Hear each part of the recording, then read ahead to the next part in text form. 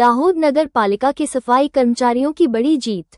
दाहोद नगर पालिका के दैनिक वेतनभोगी सफाई कर्मचारियों को स्थायी करने सहित विभिन्न मांगों को लेकर हुए आंदोलन में कर्मचारियों को बड़ी सफलता मिली है। अखिल भारतीय श्रमिक संघ और सामाजिक एकता जागृति मिशन के गुजरात प्रदेश अध्यक्ष विमल सोलंकी के नेतृत्व में हुए आंदोलन के बाद नगर पालिका प्रशासन ने प्रमुख मांगों को लिखित रूप से स्वीकार कर लिया है। प्रशासन ने 66 पदों की भर्ती शर्तों में संशोधन कर कर्मचारियों के हित में 10 दिनों के भीतर प्रस्ताव वडोदरा स्थित उच्च कार्यालय को भेजने का आश्वासन दिया है। इस लिखित आश्वासन के बाद आंदोलन को 15 दिनों के लिए स्थगित कर दिया गया है। जीत के बाद सफाई कर्मचारियों ने नगर पालिका कार्यालय के बाहर जश्न मनाया और विमल सोलंकी का फूलमालाओं से सम्मान किया। इस अवसर पर उन्होंने कहा कि श्रमिकों के अधिकारों के लिए संघर्ष आगे भी जारी रहेगा। હું વિમલ સોલંકી સામાજિક એકતા જાગૃતિ મિશન ગુજરાત પ્રદેશ અધ્યક્ષ એવં અખિલ ભારતીય શ્રમિક સંઘ ગુજરાત પ્રદેશ અધ્યક્ષ આજ રોજ અમે ધરણા પ્રદર્શને બેઠા હતા દાહોદ નગરપાલિકાના સામે।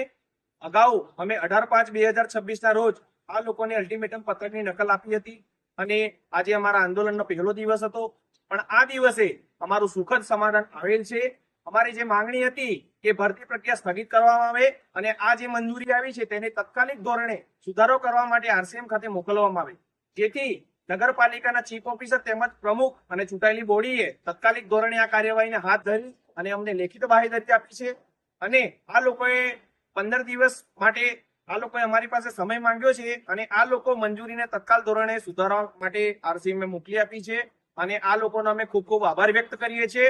અને આજે અમારી માંગણી સ્વીકારી છે એટલે અમે આજે આંદોલનને 15 દિવસ માટે મોકૂફ કરીએ છીએ। જય ભીમ। તમારી માંગણીઓ કઈ કઈ છે? અમારી માંગણી એ હતી કે જે ઉપરથી મંજૂરી આવી છે તે મંજૂરી નવી ભરતીની હતી, પરંતુ આ નવી ભરતી જો કરવામાં આવે તો અમારા વર્ષો જૂના સફાઈ કામદારો સાથે ખૂબ જ મોટો અન્યાય થાય તેમ હતું।